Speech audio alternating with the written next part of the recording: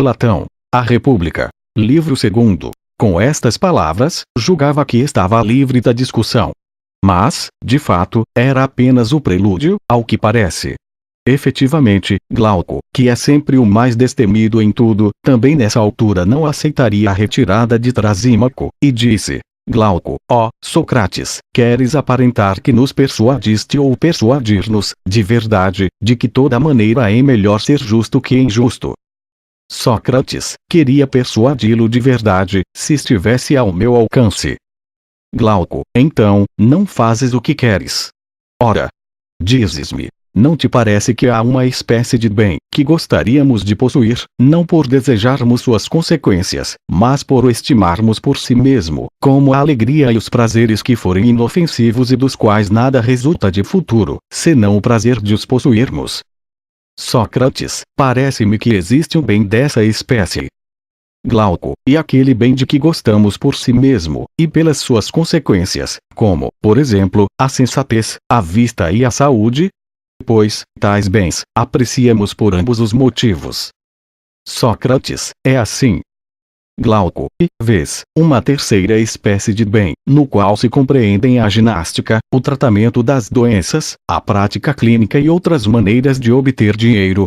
De tais bens diríamos que são penosos, mas úteis, e não aceitaríamos a sua posse por amor a eles, mas sim ao salário e a outras consequências que deles derivam. Sócrates, existe, com efeito, esta espécie ao lado das outras duas. Mas o que queres tu dizer? Glauco, em qual delas colocas a justiça? Sócrates, acho que na mais bela, a que deve estimar por si mesma e pelas suas consequências quem quiser ser feliz. Glauco, ora, bem. O parecer da maioria não é esse, mas sim que pertence à espécie penosa, a que se pratica por causa das aparências, em vista do salário e da reputação, mas que por si mesma se deve evitar, como sendo dificultosa. Sócrates, eu sei que esse é o parecer geral, e há muito que Trasímaco censura a justiça, por esse motivo, e elogia a injustiça. Mas sou difícil de convencer, ao que parece. Glauco, vamos, então. Presta atenção a mim também, para ver se ainda chegas a ter a mesma opinião. Afigura-se, na verdade, que Trasímaco ficou fascinado por ti, mais cedo do que devia, como se fosse uma serpente. Quanto a mim, a argumentação de um e de outro lado não me satisfaz. Desejo ouvir o que é cada uma delas e que faculdade possui por si, quando existe na alma, sem importar-se com salários e consequências.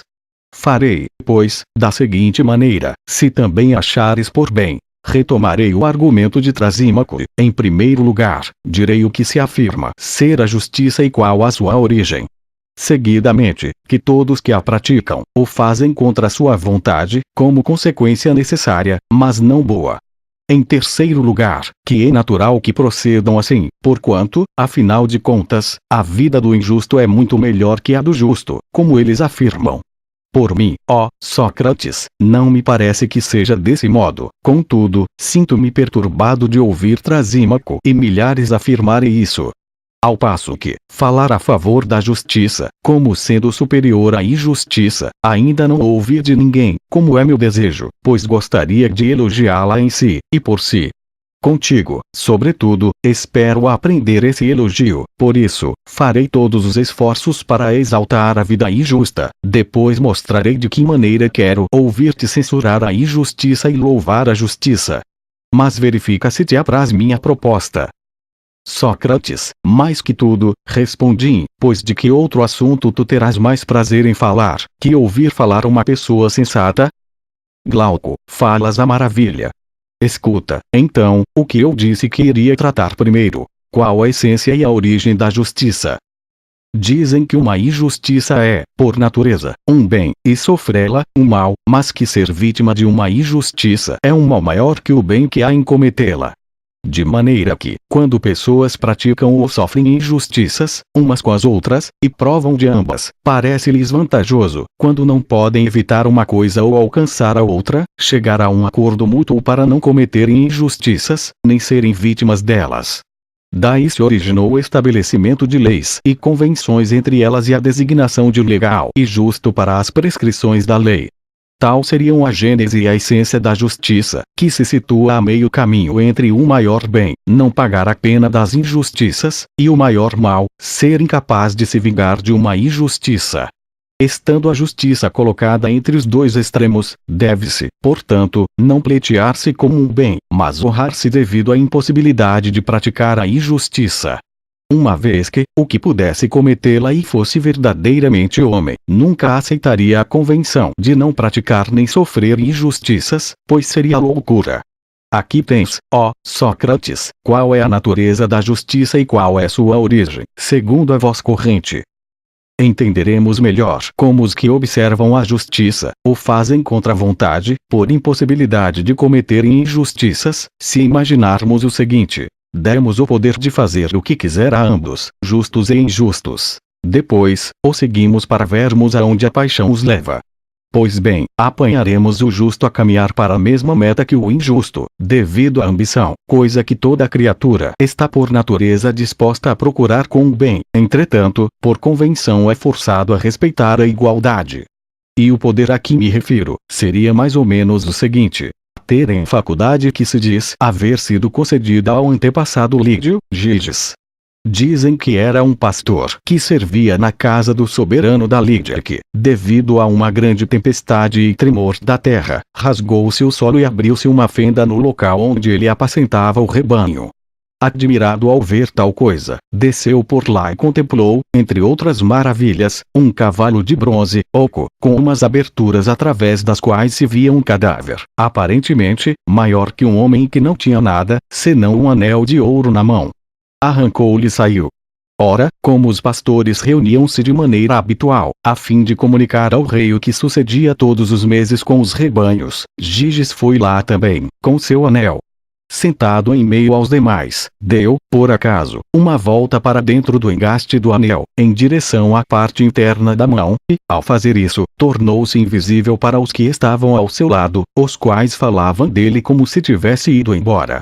Admirado, passou de novo a mão pelo anel e virou para fora o engaste, tornando-se em seguida visível.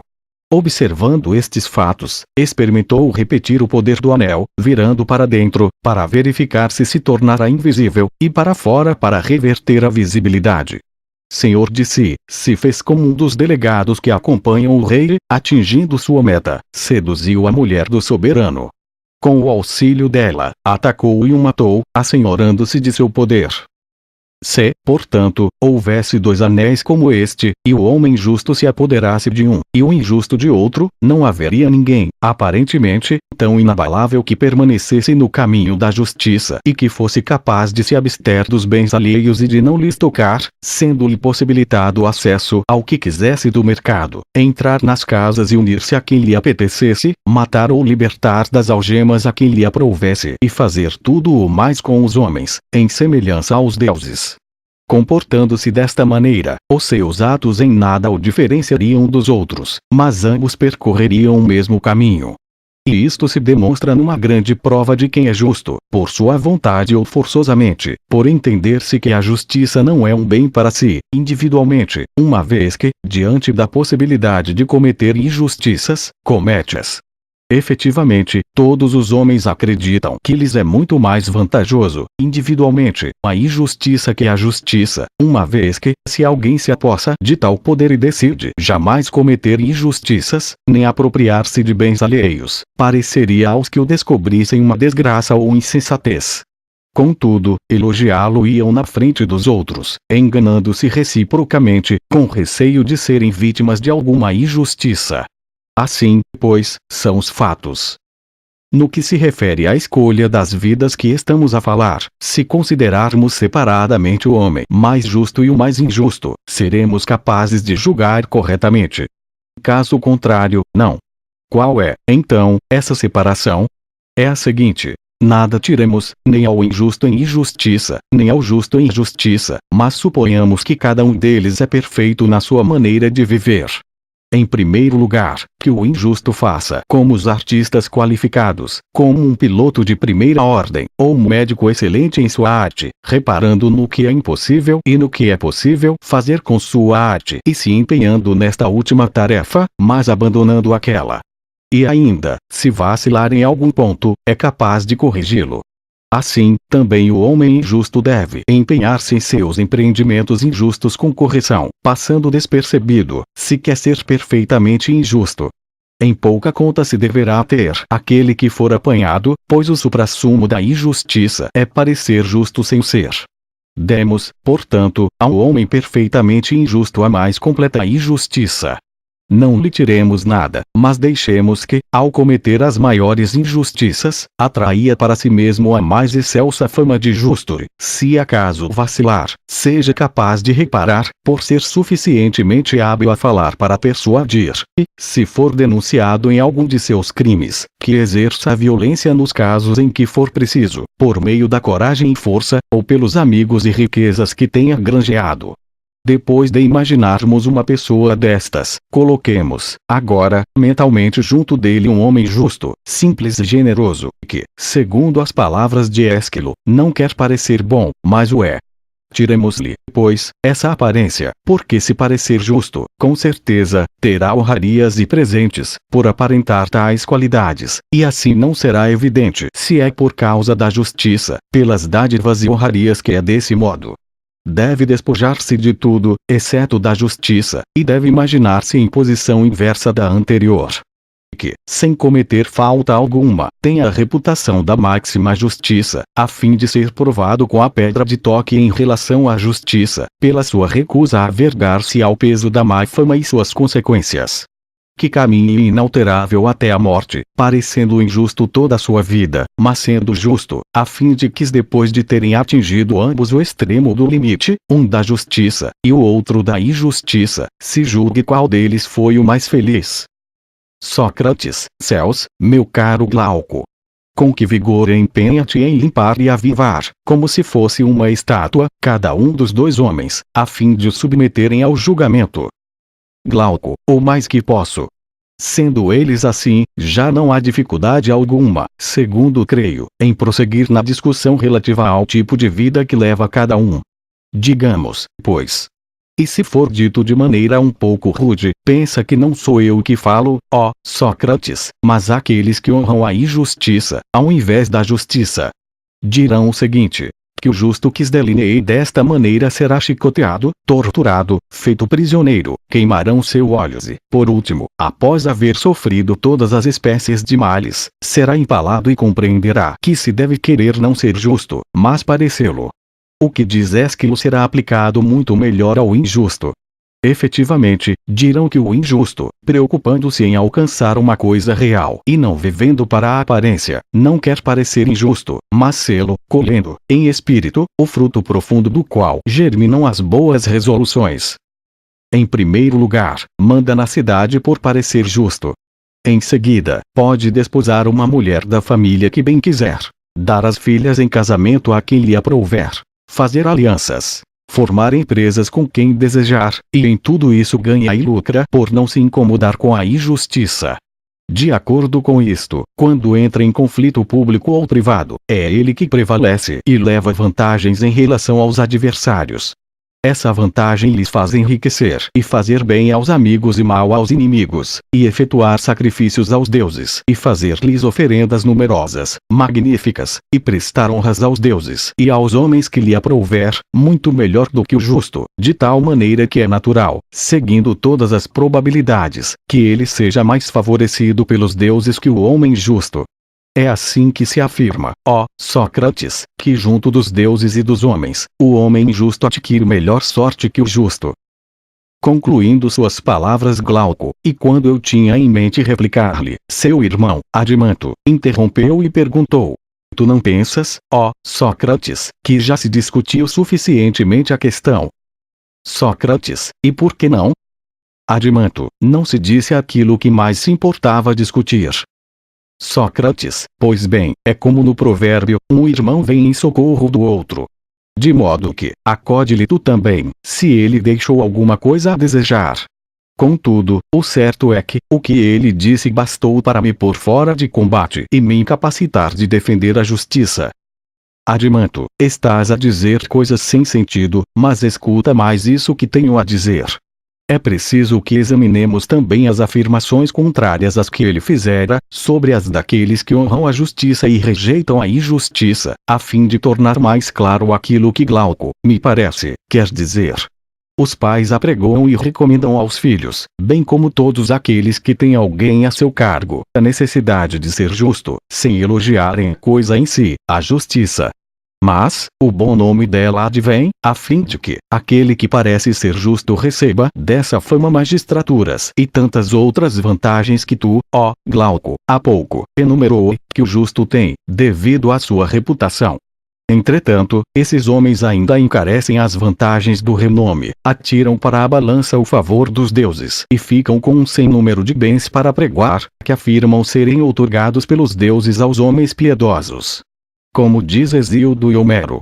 Aquele, afirmando que para os justos fazem os deuses com que carvalhos de England diz lá no cimo e abelhas no meio e acrescenta que as lanigeiras ovelhas se carregam com seu velo, e muitos outros bens dessa espécie.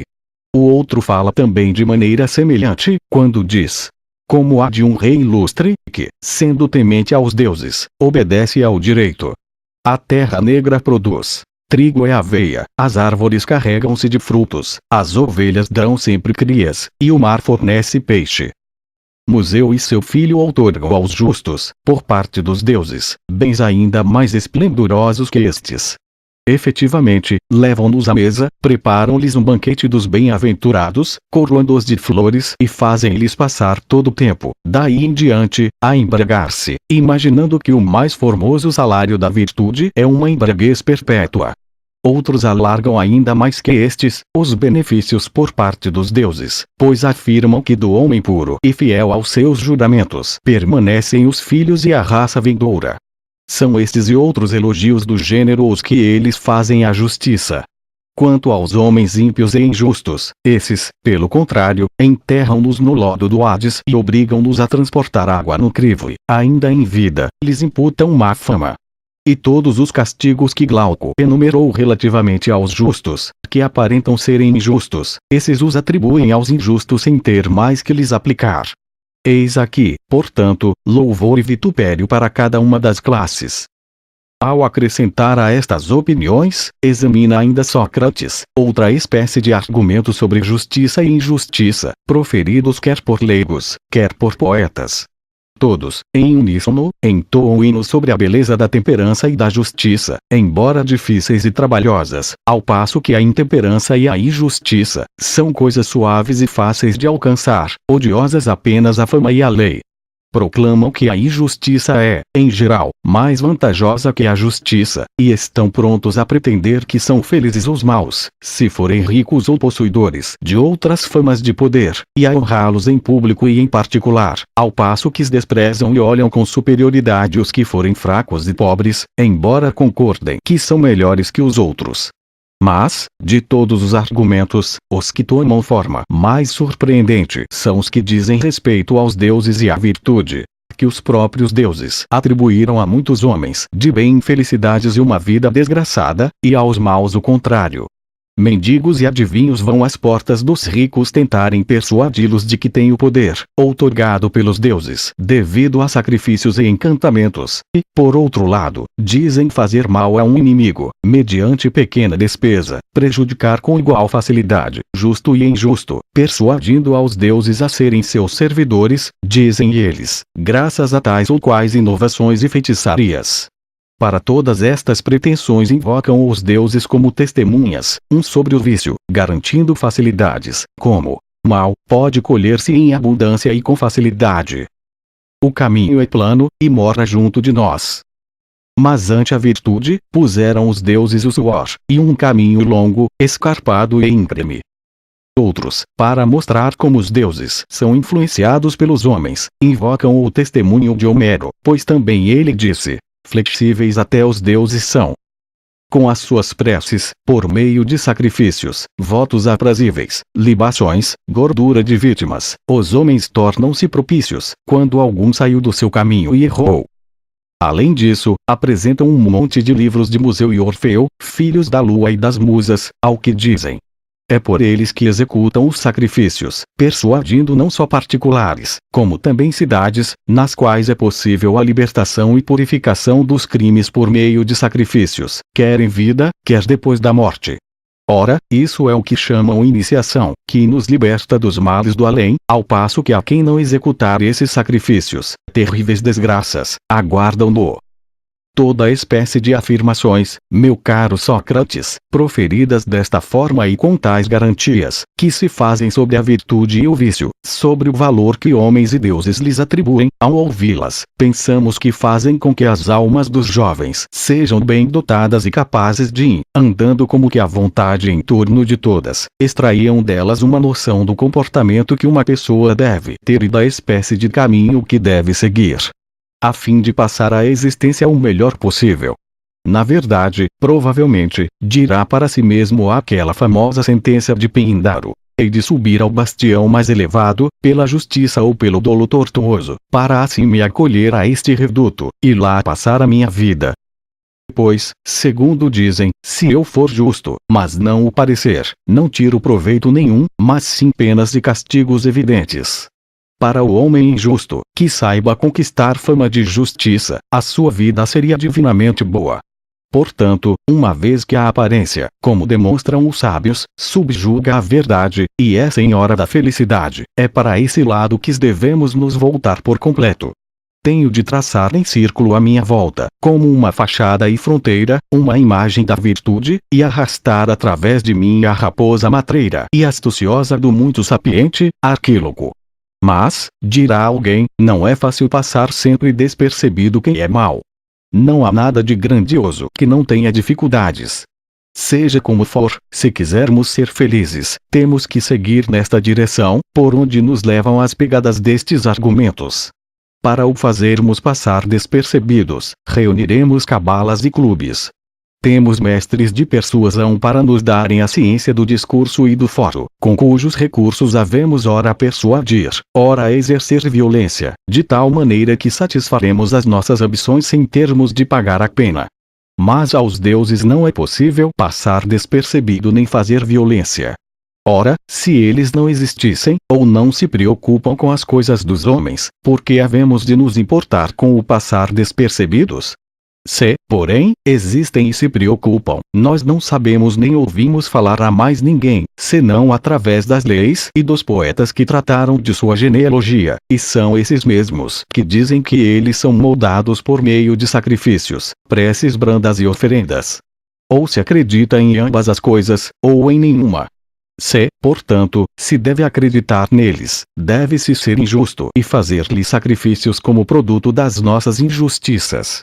Efetivamente, se formos justos, só estaremos livres de castigo por parte dos deuses, mas afastaríamos assim os lucros provenientes da injustiça. Ao passo que, na qualidade de homens injustos, não só teremos lucros, como também, se cometemos transgressões e faltas, por meio das nossas preces os persuadiremos a deixarem que escapemos incólumes. É que no Hades pagaremos a pena das injustiças aqui cometidas, nós ou os filhos dos nossos filhos. Mas, meu amigo, dirá este jovem, continuando seu raciocínio, que as iniciações podem muito, bem como os deuses libertadores, conforme proclamam os maiores, e os filhos de deuses, que se tornaram poetas e profetas da divindade, e que nos revelam que assim sucede. Depois destes argumentos, havíamos de escolher a justiça, em preferência a uma injustiça de maior amplitude, uma vez que, se assegurarmos os resultados desta com uma falsa respeitabilidade, procederemos a nosso bel prazer junto dos deuses e dos homens quer em vida, quer depois da morte, tal como diz a afirmação feita pelo povo em geral e pelas pessoas de categoria mais elevada. Segundo tudo quanto dissemos, como será, ó Sócrates, que há de querer honrar a justiça uma pessoa que tem a vantagem de possuir força de ânimo, capacidade econômica ou física, ou nobreza de nascimento, sem que se ria ao ouvir elogiá-la? A verdade é que, como admites, se alguém puder demonstrar que é mentira o que dissemos, e estiver segura de saber que a justiça é o maior dos bens, terá sempre uma larga compreensão, e não se enraivecerá com as pessoas injustas, mas saberá que, a menos que alguém, por um instinto divino, tenha aversão à injustiça ou dela se abstenha devido ao saber que alcançou, logo, ninguém mais será justo voluntariamente, e sim devido à covardia, à velhice ou a qualquer outra fraqueza, censurará a injustiça por estar incapacitado de cometê-la. Que assim é evidente. Uma pessoa dessa espécie que alcance essa capacidade é o primeiro a praticar a injustiça, até onde for capaz. E a causa de tudo isto não é outra, senão aquela da qual toda esta discussão contigo, do meu irmão e minha, ó Sócrates, o dizer meu caro amigo, de todos vós, que vos proclamais defensores da justiça, começando pelos heróis, cujos discursos se conservaram até os contemporâneos, ninguém jamais censurou a injustiça ou louvou a justiça que não fosse a reputação, honrarias, presentes, dela derivados. Quanto ao que é cada uma em si, e o efeito que produzem pela sua virtude própria, pelo fato de se encontrarem na alma de seu possuidor, ocultas a homens e deuses, ninguém jamais demonstrou suficientemente, em prosa ou em verso, até que ponto uma é o maior dos males que uma alma pode albergar, ao passo que a outra, a justiça, é o maior dos bens. Se, portanto, todos falassem assim desde o começo, e nos persuadissem desde novos, não andaríamos a guardar-nos uns aos outros para não praticarmos injustiças, mas cada um seria um melhor guardião de si mesmo, com receio de coabitar com o maior dos males, se praticássemos a injustiça. Seria isto, ó Sócrates, ou talvez ainda mais que isto, o que Trasímaco ou qualquer outro teria a dizer sobre as relações entre a justiça e a injustiça, confundindo grosseiramente, em meu entender, os seus atributos. Mas eu, já que não devo ocultar-te, empenhei-me em discutir com todas as minhas forças, no desejo de te ouvir sustentar o contrário. Não nos demonstres, pois, unicamente, com tua argumentação, que vale mais a justiça que a injustiça, mas o efeito que cada uma delas produz em quem as possui, e graças aos quais, uma é um mal, e a outra um bem. Põe à parte a questão da reputação, como Glauco te desafiou a fazer. Pois, se não puseres à parte, de ambos os lados a verdadeira, e acrescentares a enganadora, não diremos que exaltas a justiça, mas as aparências, nem que censuras a injustiça, mas a sua exteriorização, e que nos exortas a ocultar a nossa injustiça, concordando com Trasímaco, que a justiça é um bem alheio, útil ao mais forte, ao passo que a injustiça é útil e proveitosa a ela mesma, mas prejudicial ao mais fraco. Uma vez, pois, que concordaste que a justiça figura entre os maiores bens, os que são dignos de se possuir em virtude das consequências que derivam, e muito mais ainda por eles mesmos, tais como a vista, o ouvido, o bom senso, a saúde, e quantos outros bens existam pela própria natureza, e não resultantes da reputação, exaltas então na justiça o que ela tem de vantajosa por si mesma, para quem a possui, e, na injustiça, o que ela tem de prejudicial, deixando a outros o cuidado de elogiar os ganhos e a reputação. Já que eu poderia aceitar de outras pessoas que honrassem desse modo a justiça e censurassem a injustiça, elogiando e censurando, a propósito de cada uma, a sua fama e lucros, mas não de ti, a menos que a tal me obrigasses, porque tens passado toda a vida a examinar esta questão, e só esta. Portanto, não nos demonstres, apenas, com a tua argumentação, que a justiça vale mais que a injustiça, mas também por que motivo, pelos efeitos que cada uma produz por si mesma em quem a possui, quer passe despercebido aos deuses e homens, quer não, uma é um bem, e a outra um mal. Eu, que sempre admirei as qualidades de Glauco e de Adimanto, ao ouvir estas palavras, senti um imenso deleite e disse: não estava nada mal, ó filhos de um homem ilustre, no início daquela elegia que nos dedicou o amante de Glauco, quando elogiou o nosso papel na batalha de Mégara e disse: filhos de Ariston, raça divina de um varão glorioso. Estas palavras, amigos, parecem-me bem adequadas. Existe em vocês algo de divino, se não estão convencidos de que a injustiça é superior à justiça, sendo capazes de falar sobre elas desta maneira. Ora, a verdade é que não me parecem persuadidos, deduzo de seus caracteres em geral, pois pelas suas palavras em si, eu ficaria a desconfiar, mas, quanto mais confio, mais me sinto embaraçado com o que hei de fazer. Pois não tenho maneira de defender a justiça. Parece-me que sou incapaz. E a prova disso é que, não aceitastes as palavras com as quais eu supunha demonstrar a Trasímaco que a justiça é melhor que a injustiça. E, por outro lado, não posso deixar de defendê-la. Com efeito, tenho receio que seja a impiedade que, atacando-se a justiça na minha presença, eu não a defenda, nem lhe acuda enquanto puder respirar e for capaz de falar. O melhor, portanto, é socorrê-la dentro dos limites da minha capacidade. Então, Glauco e os outros me pediram que utilizasse de todos os meios e não deixasse acabar a discussão, mas que investigasse até o fim qual a natureza de cada uma delas, e qual a verdade acerca das respectivas vantagens.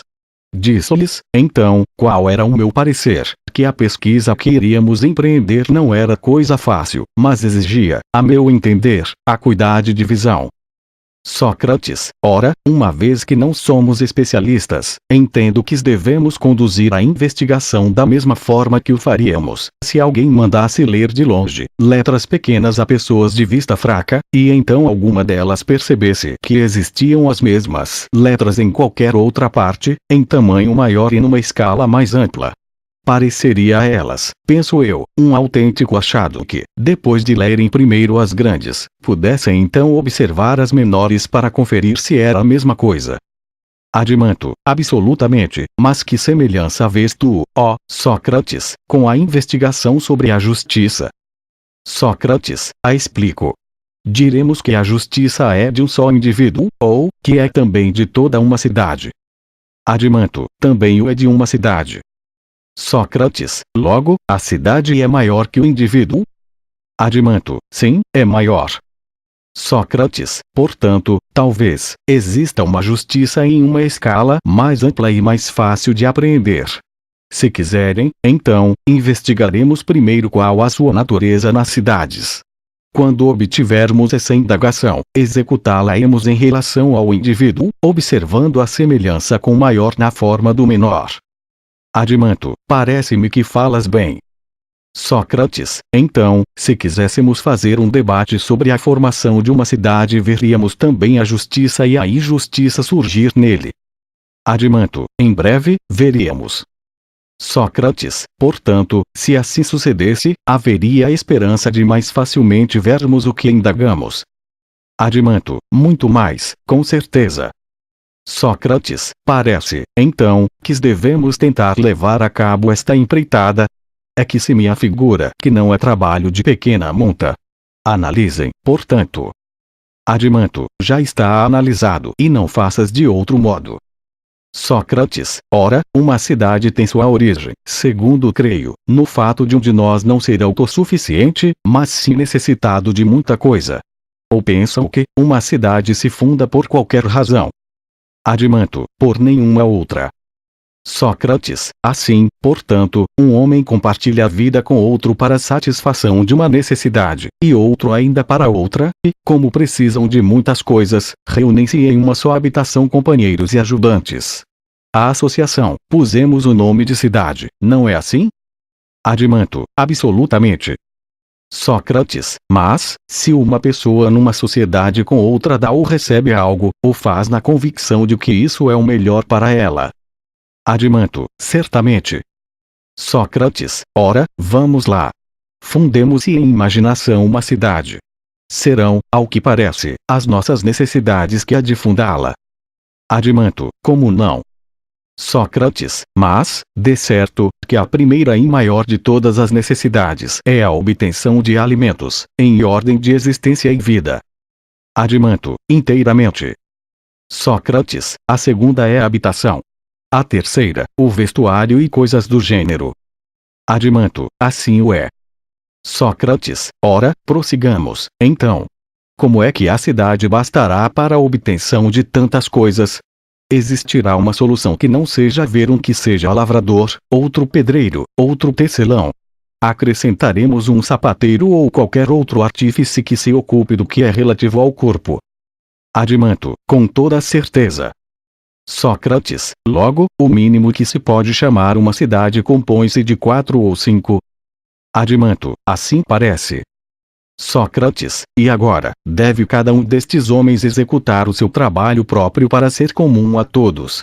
Por exemplo, o lavrador, sozinho, fornecerá trigo para 4, e gastará o quádruplo do tempo e do esforço com a obtenção do trigo, ou estará preocupado apenas consigo mesmo e preparará a 4ª parte deste trigo, na 4ª parte do tempo, e os outros 3/4 gastará um na construção de uma casa, outro na confecção de um manto, outro ainda no calçado, sem as partilhar com os outros. Assim, terá suas coisas, fazendo por si mesmo o que é seu.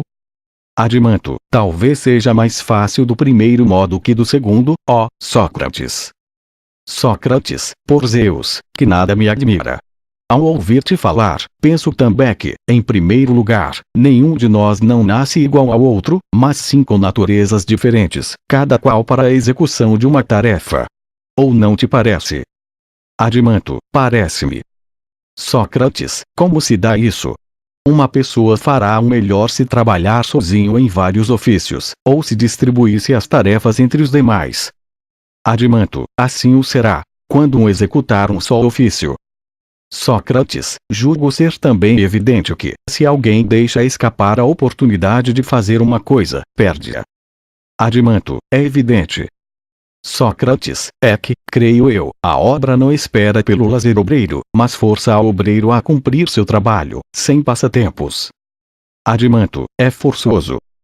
Sócrates, por conseguinte, o resultado é mais rico, mais belo e mais fácil, quando cada pessoa faz só uma coisa, de acordo com sua própria natureza e na ocasião propícia, deixando em paz as outras. Adimanto, absolutamente. Sócrates, logo, ó, adimanto, é preciso mais de 4 cidadãos para o fornecimento que comentávamos.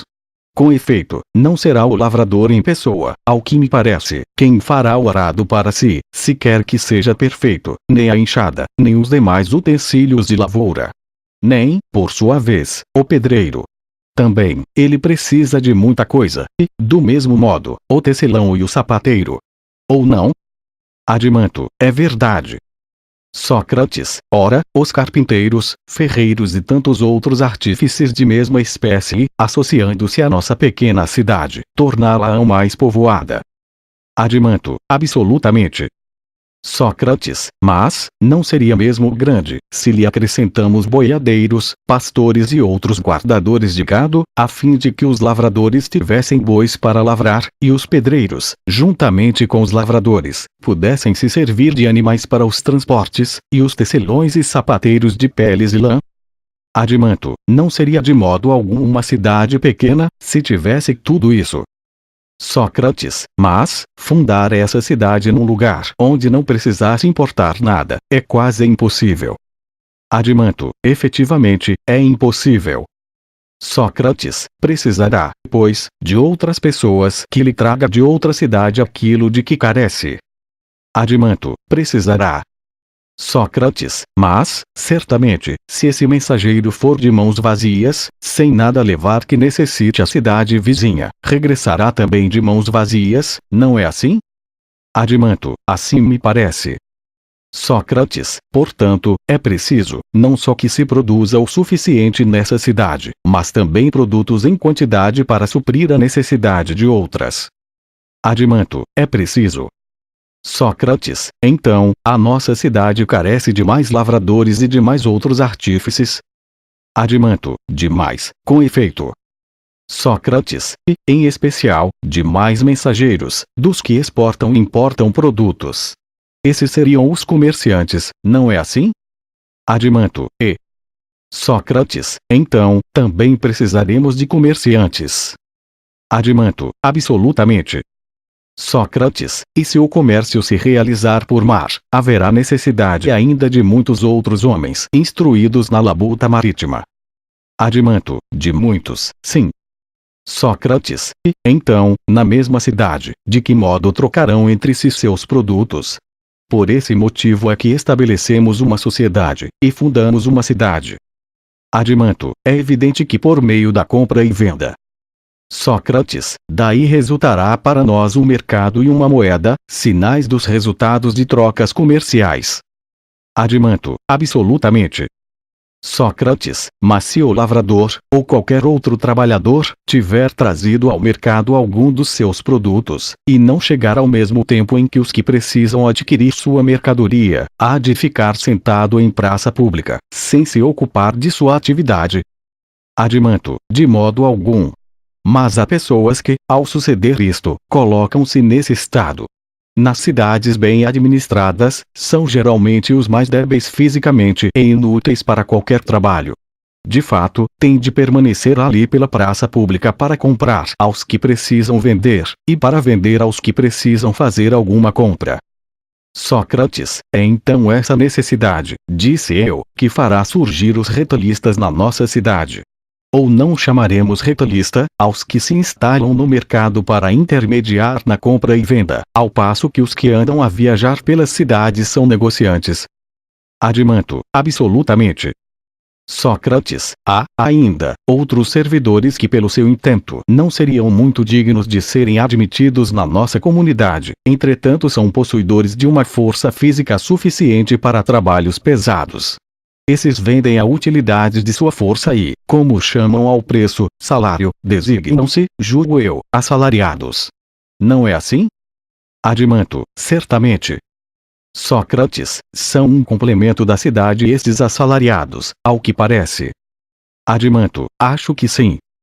Sócrates, ora, então, Adimanto, a nossa cidade já aumentou até ficar completa. Adimanto, talvez. Sócrates, onde existam estão dentro dela a justiça e a injustiça. E com qual das coisas que examinamos se teriam formado? Adimanto, não as vejo, Sócrates, a não ser em qualquer dessas transações que fazem uns com os outros.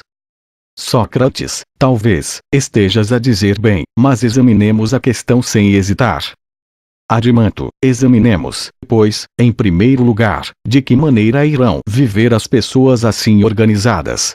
Será de outro modo, que não seja produzir trigo, vinho, vestuário e calçado. E, depois de terem construído casas, trabalharão no verão, quase nus e descalços, mas no inverno suficientemente vestidos e calçados.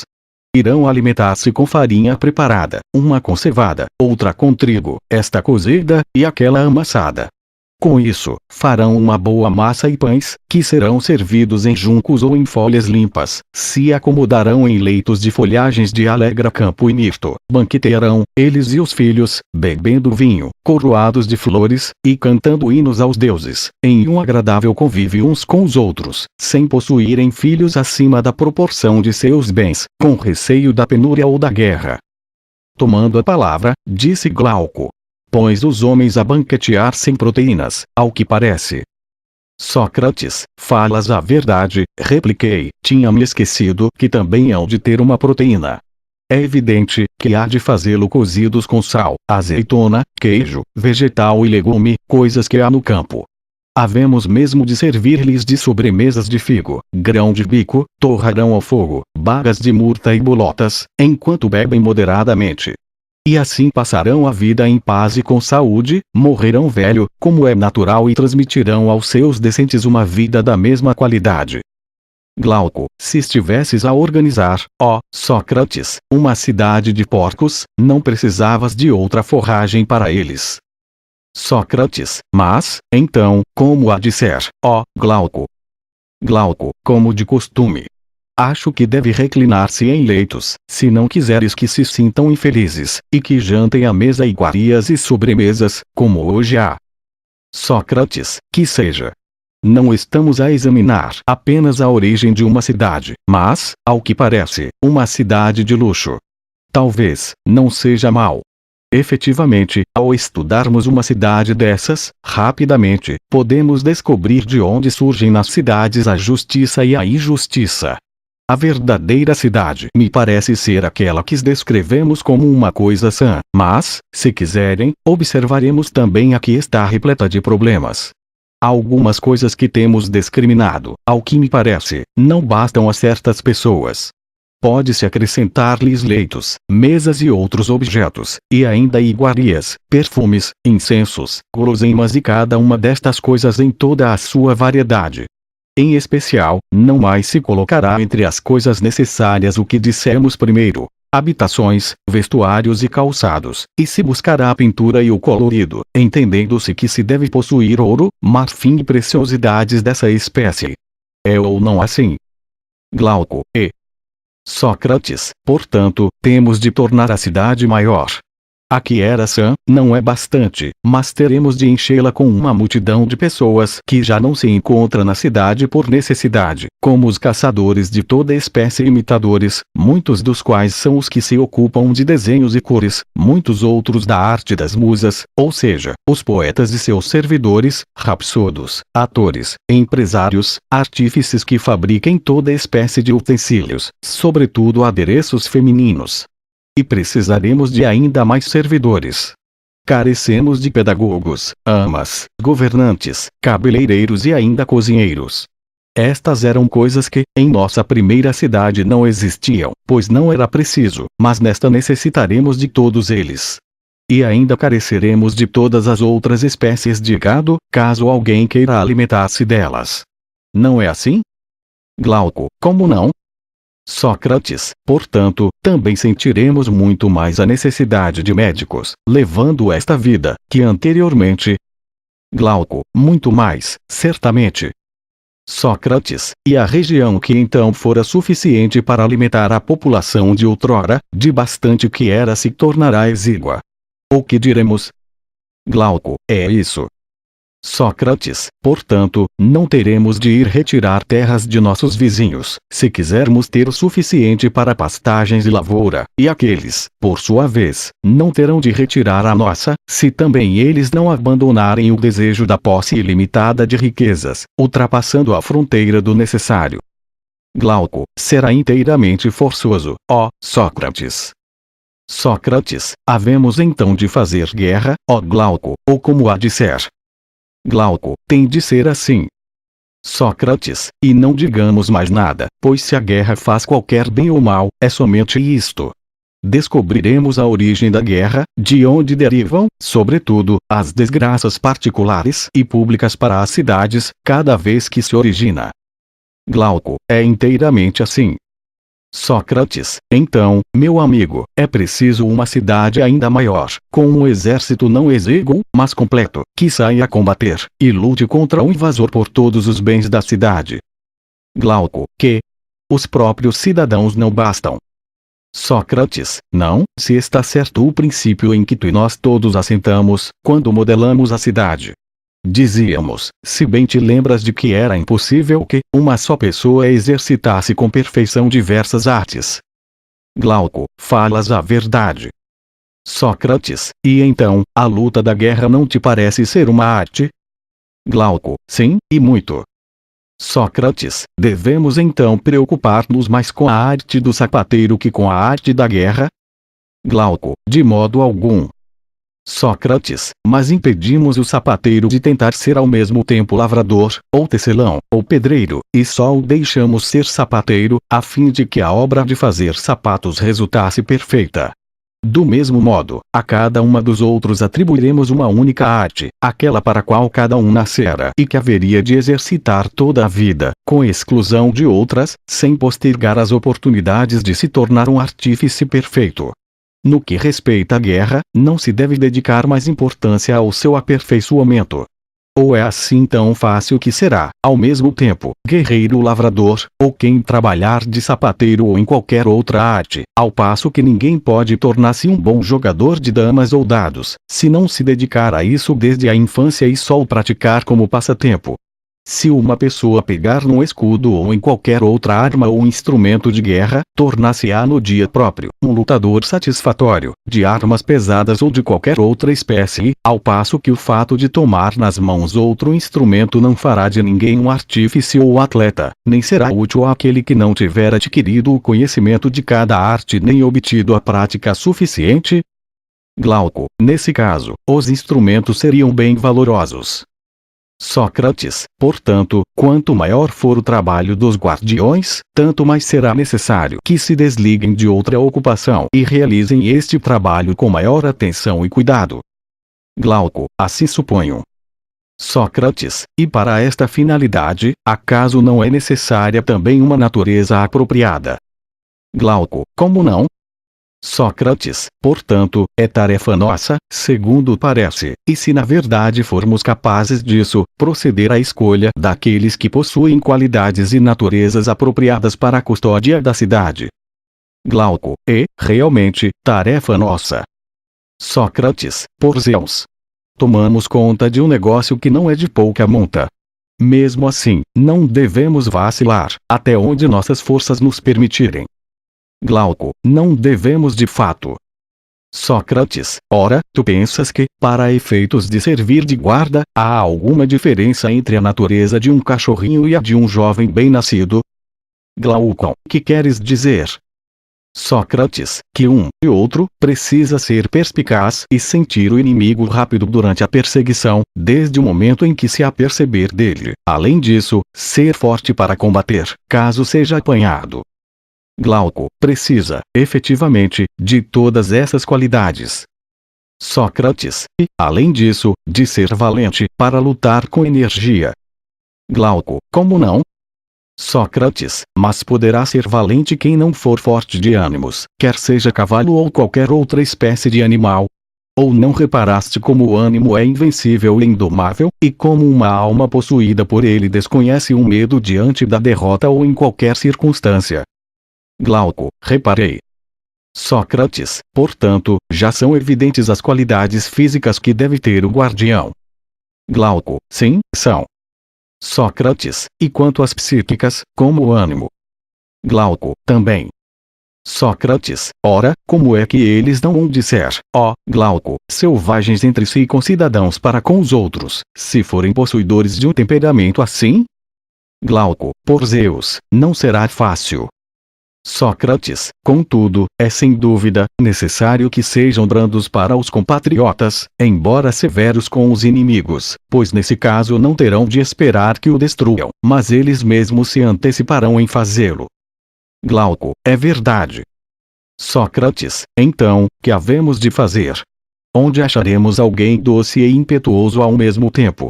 O temperamento brando é o contrário do arrebatado. Glauco, assim parece.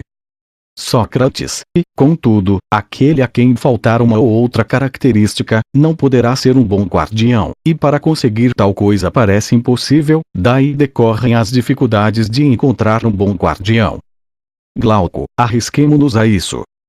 Sócrates, senti-me embaraçado, e, depois de revisar o que dissemos antes, prossegui. Sócrates, é bem feito que estejamos atrapalhados, meu amigo, pois nos afastamos do modelo que nos propusemos. Glauco, que queres dizer? Sócrates, não reparamos, afinal, há temperamentos, que não imaginamos ser dotados dessas qualidades opostas. Glauco, onde? Sócrates, poderás verificar em outros animais, e não menos naquele que comparamos ao guardião. Sabes, certamente, que, em cães de boa raça, o feitio natural é serem mais mansos para com as pessoas de casa e conhecidas, mas o inverso para com os desconhecidos. Glauco, bem sei. Sócrates, afinal, isso é possível.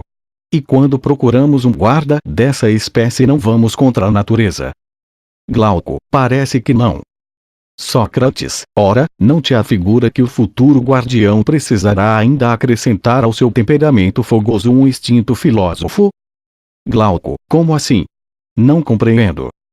Sócrates, essa qualidade se pode visualizar também nos cães, coisa que é digna de admiração em um animal. Glauco, que qualidade? Sócrates, o fato de que, quando veem um desconhecido, o suportam a custo, sem que lhes tenha feito qualquer mal. Ao passo que, se virem um conhecido, o acolhem bem, ainda que nunca lhe tenha feito qualquer benefício. Ou ainda não te surpreendeste com este proceder? Glauco, até agora, mal tinha prestado atenção a esse fato. Sócrates, mas, sem dúvida, que demonstra a engenhosa conformação de sua natureza, que é verdadeira amiga do saber. Glauco, em que? Sócrates, no fato de não distinguir uma visão amiga e inimiga, senão, pela circunstância de conhecê-la ou não. E como não terá alguém o desejo de aprender, quando é pelo conhecimento e pela ignorância que se distinguem os familiares dos estranhos? Glauco, não pode ser de outro modo. Sócrates, ora, ser amigo da aprendizagem é ser filósofo, não é mesmo? Glauco, sim. Sócrates, portanto, admitamos com confiança que também o homem, se quiser ser brando para com os familiares e conhecidos, tem de ser por natureza filósofo e amigo do saber. Glauco, admitamos. Sócrates, é assim que ele terá de ser. Mas de que maneira se há de criar e educar homens assim? E, porventura, avançaremos, se examinarmos a questão, na descoberta do motivo de todas essas indagações, a maneira como a justiça e a injustiça se originam na cidade, pois não queremos omitir o necessário ou deixar por dizer o bastante. O irmão de Glauco interveio. Adimanto, eu, por mim, sou inteiramente de opinião que este exame nos fará avançar na investigação. Sócrates, por Zeus, meu caro Adimanto. Não devemos abandoná-lo, ainda que, se dê o caso de ser um pouco demorado. Adimanto, pois não. Sócrates, ora, vamos lá. Eduquemos estes homens em imaginação, como se estivéssemos a inventar uma história, e como se nos encontrássemos desocupados. Adimanto, é o que nós devemos fazer. Sócrates, então, que educação há de ser? Será difícil achar alguma que seja melhor que a utilizada ao longo dos anos, que compreende a ginástica para o corpo e a música para a alma. Adimanto, será efetivamente. Sócrates, começaremos por iniciar primeiro a música e, depois, a ginástica. Adimanto, pois não. Sócrates, incluímos na música a literatura, ou não? Adimanto, de certo. Sócrates, mas há duas espécies de literatura, uma verdadeira e outra falsa. Adimanto, há. Sócrates, e ambas serão ensinadas, mas primeiro a falsa. Adimanto, não entendo o que queres dizer. Sócrates, não compreendes que primeiro ensinamos fábulas às crianças? Ora, no conjunto, as fábulas são mentiras, embora contenham algumas verdades. E utilizamo-nos de fábulas para crianças, antes de as mandarmos para os ginásios. Adimanto, assim é. Sócrates, pois era isso o que quis dizer, que se deve começar pela música, antes da ginástica. Adimanto, perfeitamente. Sócrates, ora, tu sabes que, em qualquer empreendimento, o mais trabalhoso é o começo, sobretudo para quem for novo ou tenro. Porque é, sobretudo, nessa altura que se é moldado e se constrói a base de uma pessoa. Adimanto, absolutamente. Sócrates, ora, então, havemos de consentir, sem mais, que as crianças escutam fábulas ao acaso por quem as contar e recolhe na alma opiniões, em sua maior parte, contrárias às que entendemos deverem possuir, quando crescerem? Adimanto, não consentiremos de maneira alguma. Sócrates, logo, devemos vigiar os autores de fábulas e selecionar as que forem boas, proscrevendo as más. As que forem escolhidas, persuadiremos a mães e amas a contá-las, e assim moldar as almas por meio de fábulas, com muito mais cuidado que os corpos com as mãos. Das que agora se contam, deve-se rejeitar a maioria. Adimanto, quais? Sócrates, pelas fábulas maiores avaliamos as pequenas, pois é forçoso que a matriz seja a mesma e que grandes e pequenas tenham o mesmo poder. Ou não achas? Adimanto, acho. Mas não entendo quais são essas maiores que dizes. Sócrates, as que nos contam Hesíodo e Homero, esses dois e os restantes poetas. Efetivamente, são esses que fizeram para os homens essas fábulas falsas, que contaram e continuam contando.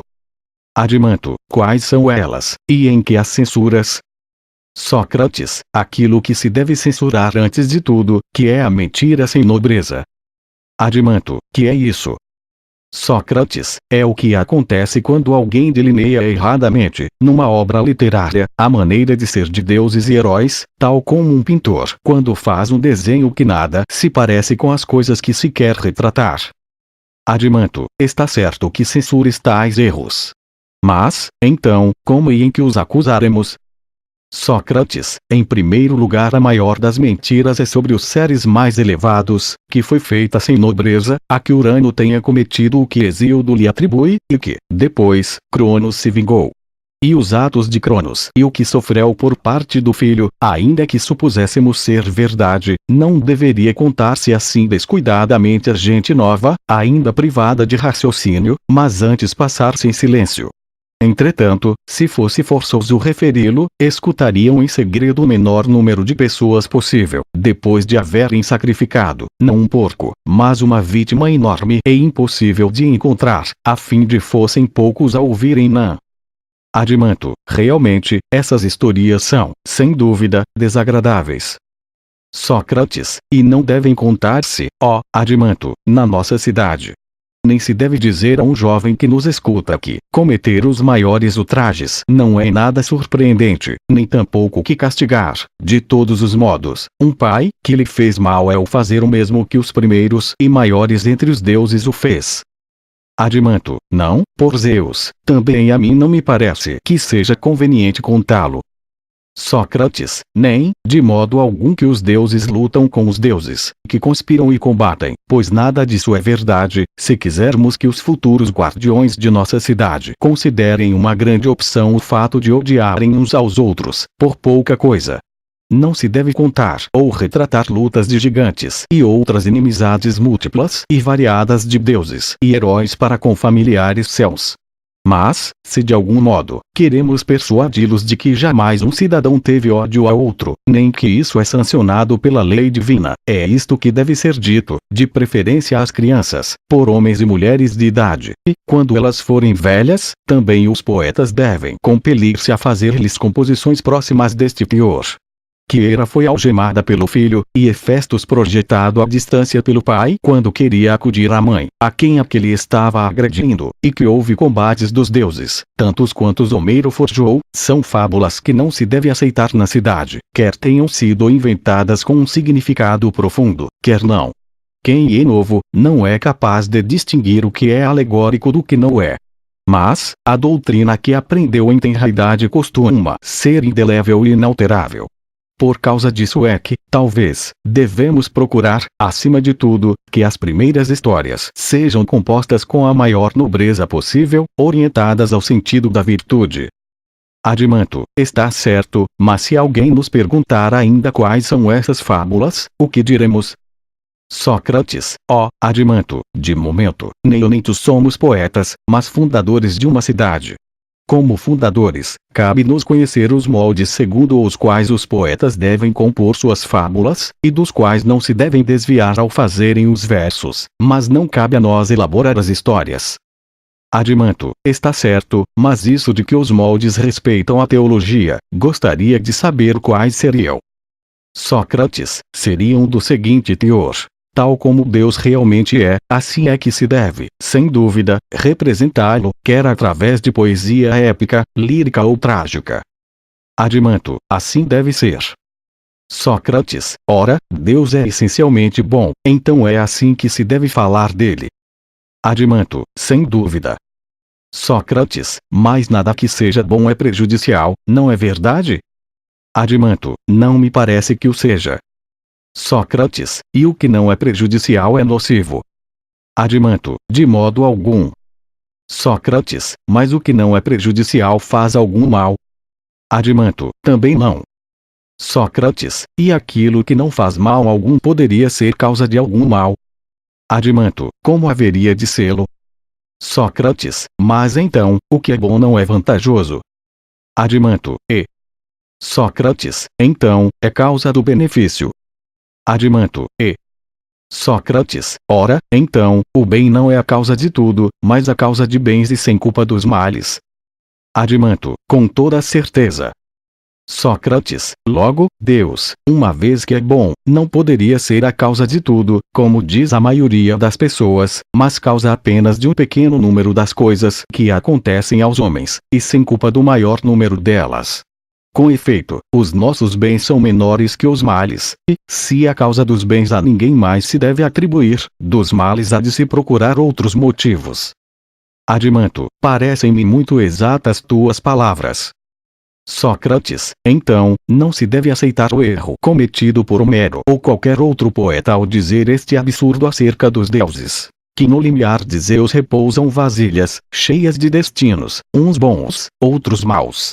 E que aquele a quem Zeus der uma mistura de ambas umas vezes competem-lhe o mal, outras o bem. Mas aquele a quem não der a primeira, mas apenas a segunda sem mistura, a esse a fome terrível perseguirá sobre a divina terra ou que, para nós, Zeus é o distribuidor.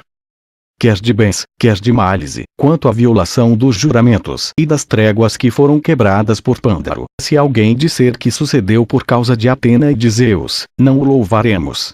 Tampouco louvaremos a disputa e julgamento imputados a Temis e a Zeus. Nem ainda se deverá consentir que os jovens ouçam que, como afirma Ésquilo, Deus faz surgir uma falta no homem, quando quer arruinar por completo uma casa. Mas se alguém tratar dos sofrimentos de Níobe, aos quais pertencem esses versos, ou dos Pelópidas, ou de Troia ou de qualquer tema dessa espécie, ou não lhe devemos consentir que dissesse que isso é obra de um Deus, ou, afirmando ser dele, há de descobrir a razão do fato, como estamos nós agora a procurá-lo, e de dizer que o Deus procedeu de modo bom e justo e que os culpados lucraram com o castigo. Que o poeta diga que quem expia a pena é desgraçado, e que o autor da desgraça foi a divindade, não devemos consentir. Mas, sim, devemos consentir se disserem que os maus precisavam de castigo, por serem desgraçados, e que expiando seu crime, estavam a receber um benefício de Deus. Que se diga que o Deus, sendo bom, foi causa de desgraça para alguém é algo que se deve combater por todos os meios, para que ninguém faça afirmações dessas em sua própria cidade, se quer que ela tenha uma boa legislação. Pessoa alguma, nem velha nem nova, escute tais histórias em verso ou em prosa, pois quem assim falasse diria impiedades, sem utilidade para nós em desacordo dos outros. Adimanto, votarei contigo essa lei, pois me agrada. Sócrates, esta seria a primeira das leis e dos moldes relativos aos deuses, segundo a qual deverão falar os oradores e poetas. Que Deus não é causa de tudo, mas só dos bens. Adimanto, e é perfeitamente suficiente. Sócrates, e, agora, quanto a este outro tema. Supões que Deus é um feiticeiro capaz de traiçoeiramente aparecer de uma diferente forma, ora assumindo figuras muito variadas, ora iludindo-nos e simulando uma aparição. Ou que é um ser simples e o menos capaz, dentre todos, de sair de sua forma? Adimanto, de momento, não sei que resposta hei de dar. Sócrates, e se for da seguinte maneira, não é forçoso que alguém saia da forma que lhe é próprio, que se transforme a si próprio, ou seja, transformado por outrem? Adimanto, é forçoso. Sócrates, mas as melhores coisas não são sujeitas a metamorfoses e alterações por influência alheia. Por exemplo, o corpo mais saudável e mais forte não é o que menos se altera por ação da comida, da bebida e do esforço, bem como qualquer planta sujeita ao calor do sol, ao vento ou a qualquer acontecimento dessa espécie. Adimanto, como negá-lo? Sócrates, e quanto à alma, não será a mais corajosa e mais sensata a que é menos abalada e alternada por qualquer acidente externo? Adimanto, sim. Sócrates, e, certamente, pela mesma razão, todos os objetos compostos, utensílios, edificações, vestuário, se forem bem confeccionados e guardarem bom estado, sofrerão mínimo de efeito do tempo e demais influências. Adimanto, é isso. Sócrates, portanto, tudo que se encontrar em bom estado, por efeito da natureza, da arte, ou de ambas, receberá o mínimo de alterações por efeito de outrem. Adimanto, assim parece.